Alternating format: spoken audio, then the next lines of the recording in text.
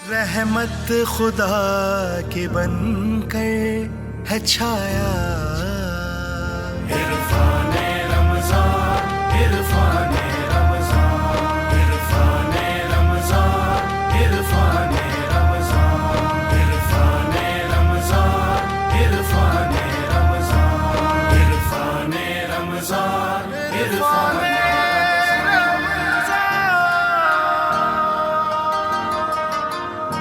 अल्लाह ही के नाम से जो बड़ा मेहरबान निहायत रहम करने वाला है। रहमान ही ने सिखाया कुरान, इसने इंसान को पैदा किया, उसे बोलना सिखाया। सूरज और चांद एक हिसाब से चल रहे हैं और बेलें और दरख्त उसे सजदा कर रहे हैं। और आसमान को इसने बुलंद किया और तराजू कायम की ताकि तुम तौलने में ज्यादती ना करो और इंसाफ से तौलो और तौल ना घटाओ। और इसने खिलकत के लिए जमीन को बिछा दिया और इसमें मेवे और गिलाफों वाली खजूरों हैं और भूसेदार अनाज और फूलदार खुशबू हैं। फिर तुम अपने रब की कौन कौन सी नेमतों को छुटलाओगे? सच फरमाया अल्लाह ने, हम उसकी किसी नेमत को नहीं छुटलाते।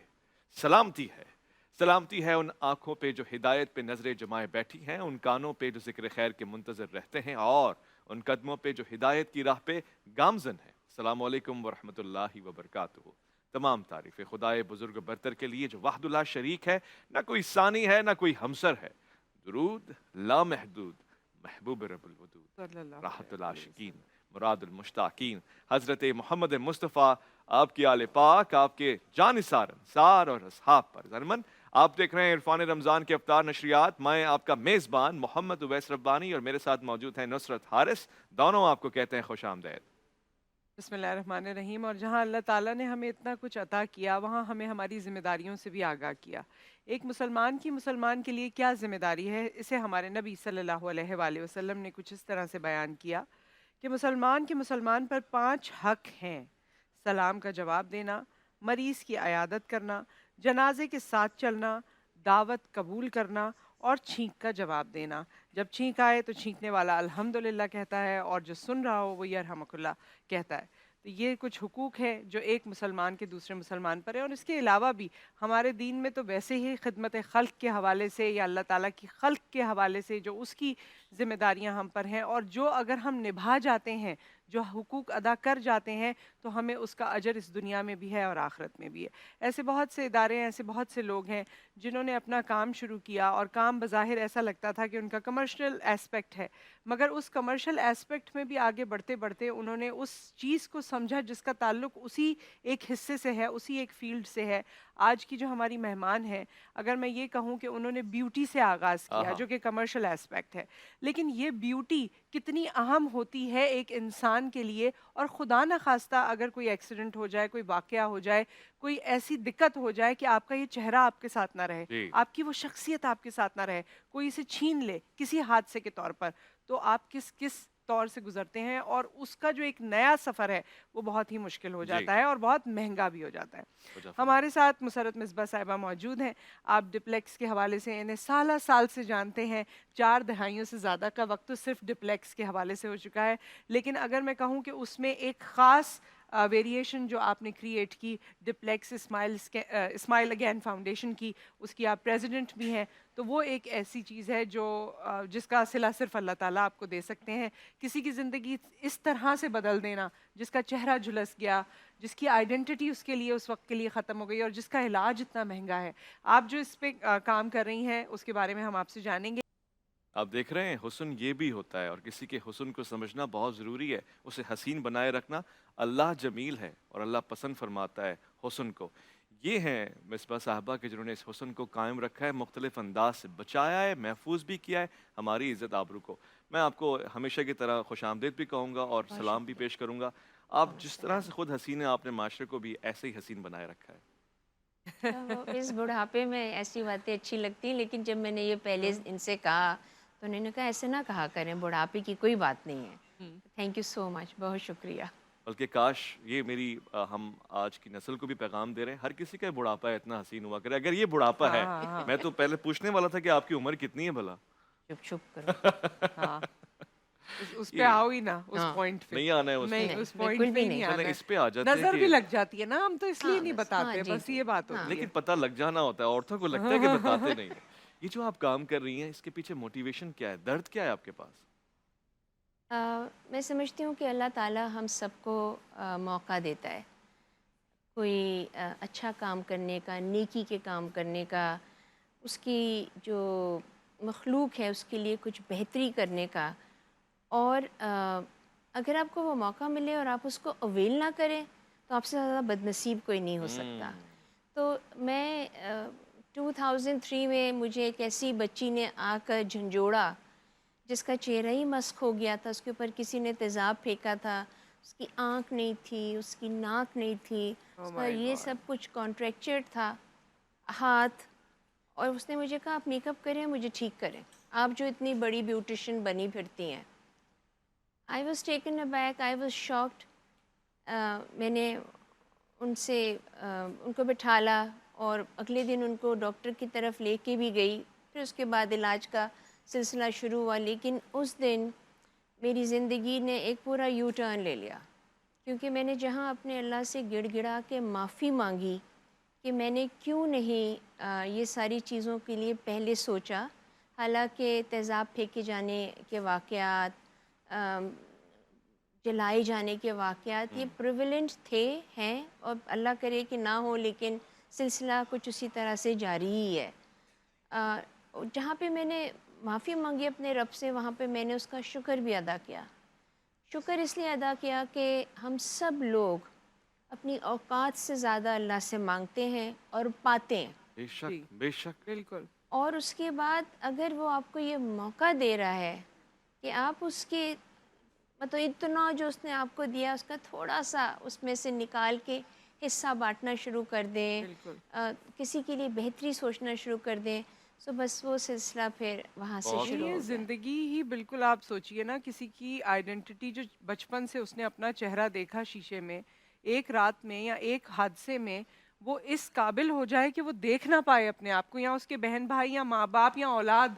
अक्सर आपने आपने खुद बताया है कि जी। जी अब बच्चे आए पहली दफा और उन्होंने माँ को देखा और उन्होंने कहा हमें डर लगता है, उस हाँ। माँ का दिल कैसा हो उसका गया। क्या दिल होता होगा, बहुत तकलीफ़ दे अमल, हम्म। बहुत तकलीफ़ दे आजमाइश जो वो बच्चियाँ बच जाने के बाद, पहले जी तो उनका जी बचना मुश्किल होता है, जी। लेकिन अगर वो बच जाती हैं हम्म। तो बहुत। आज हमारी भी एक खूबसूरत सी, बल्कि मैं कहूँगा कि एक अच्छी वाली सर्जरी हो गई है। आज हमारा मेकअप भी अच्छा लग रहा है, यानी इस सेट का भी, इस पूरे एम्बियंस का एक अलग ही रौनक, एक अलग ही रूप है, क्योंकि आज एक हसीन चेहरा हमारे पास है। मैं तो इस कश्मकश में मुब्तला रहूँगा कि आपने क्या उम्र रखी है छुपा के।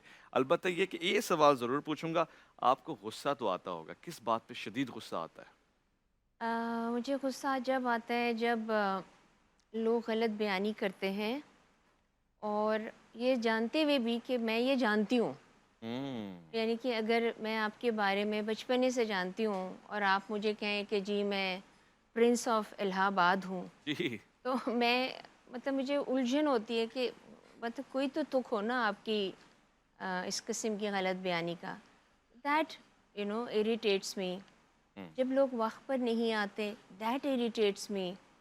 जब लोग हर सिर्फ लोगों की नेगेटिविटी को बहुत बुरी बात। उठाते हैं, उनकी पॉजिटिव कोई चीज़ ही नहीं याद आती गुस्सा उनको, आता है आपको? उस पे फिर उलझन होती है। शदीद गुस्से में क्या करती हैं आप? गिलास अ, तोड़ देती हैं? चुप हो जाती हूँ, क्योंकि सबसे काम लेती हैं? हाँ, क्योंकि मुझे ये भी पता है कि आपको वहाँ बोलना ही नहीं चाहिए जहाँ पे आपके अल्फाज कोई मायने ना रखते वाह, हो। वहाँ बोलना ही नहीं चाहिए जहाँ अल्फाज की कीमत ही ना हो, कोई हाँ। कदर ही ना हो। ठीक है, अब हम आपसे कुछ तेजी वाले सवालात पूछेंगे। गुलकारा कौन सी पसंद है आपको, या गुलकार? नैयरा नूर। नैयरा नूर, बेहतरीन। शायर या शायरा कौन पसंद है? परवीन शाकिर। परवीन शाकिर, खूब अंदाज। ये बताएं कि मेकअप किसका अच्छा लगता है, मरियम नवाज का या आसफा भुट्टो का?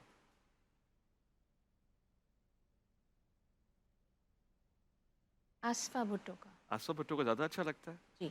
गुड, ज़बरदस्त। ये भी बताइए कि सबसे ज़्यादा डर कौन से जानवर से लगता है, छिपकली, कॉकरोच या इसके अलावा कुछ?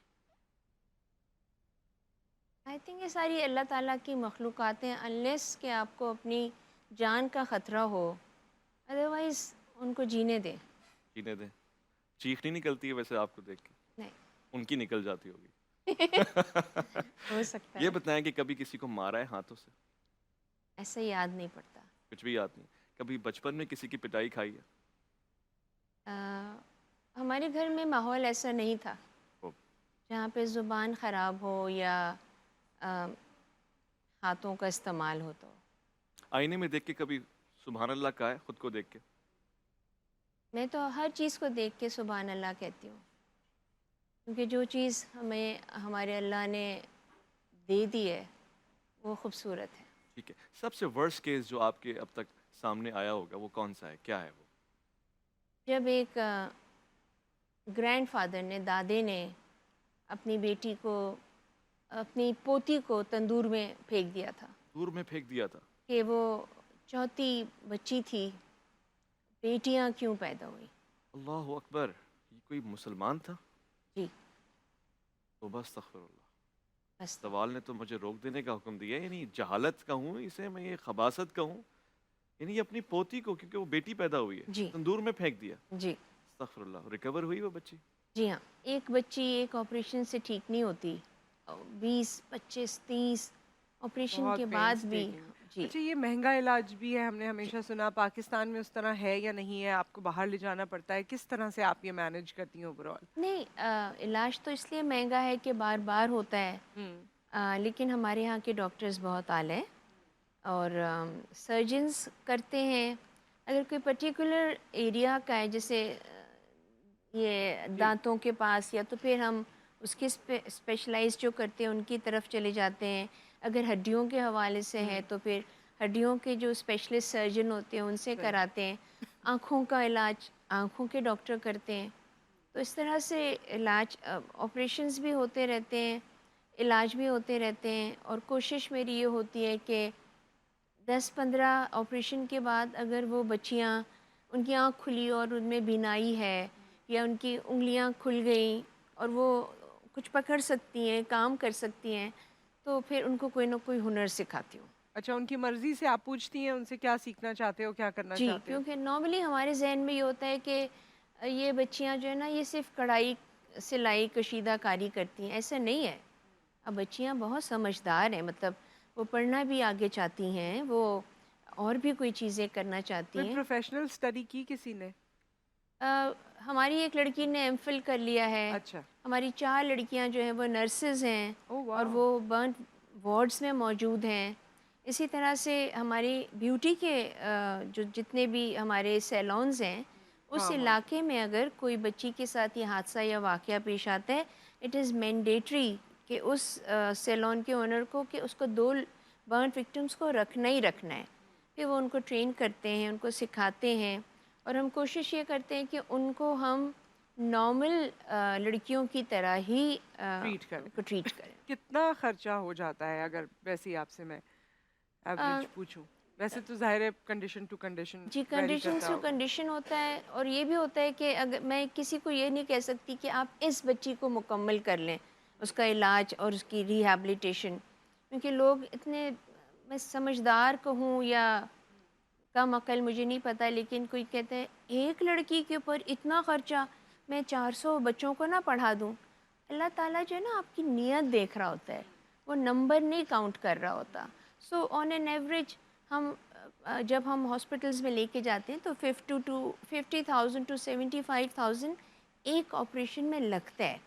اس کے بعد مگر یہ بھی نہیں ہوتا کہ پورے سال میں 10 آپریشن. ایک جسم کتنے آپریشن برداشت کر سکتا ہے؟ 2 آپریشن. مگر میرا جو ایوریج ہوتا ہے وہ 100 آپریشن ہوتے ہیں، کہ میں نے ہر سال 100 آپریشن کرنے ہی ہیں. بہت پیٹی ایشوز پر بھی آپ نے دیکھا ہے، آپ کے علم میں ہے کہ کس طرح سے لوگ سوچتے نہیں ہیں، اور تیزاب پھینک دینا یا مٹی کے تیل سے جلا دینا یا جس طرح بھی جو بھی. کون سی 2-4 چیزیں جو آپ کو یاد ہوں، پیٹیسٹ تھنگز ہیں جو آپ کو لگتا ہے کہ یہ قوم کو اب اس سے نکلنا چاہیے؟ 5 چیزیں ان کی ہوتی ہیں. ایک تو یہ کہ انکار کیوں کر دیا مجھے شادی سے. صحیح. مجھے کیا، میں تمہیں بتاتا ہوں. تو تیزاب پھینک دو تاکہ آپ کسی کے ساتھ شادی کے قابل ہی نہ رہیں. جہیز کے اوپر ہوتا ہے، بیٹیاں زیادہ ہوتی ہیں تو ہوتا ہے. اور اس کے بعد جو ہے وہ وراثت کے جو سلسلے ہوتے ہیں کہ اگر والدین کے بعد بہن ہے یا ماموزاد یا چچی زاد ہے تو وہ پھر اس کو ختم کر دو تاکہ وہ جو چھوٹا سا حصہ ہے وہ بھی ہمیں مل جائے.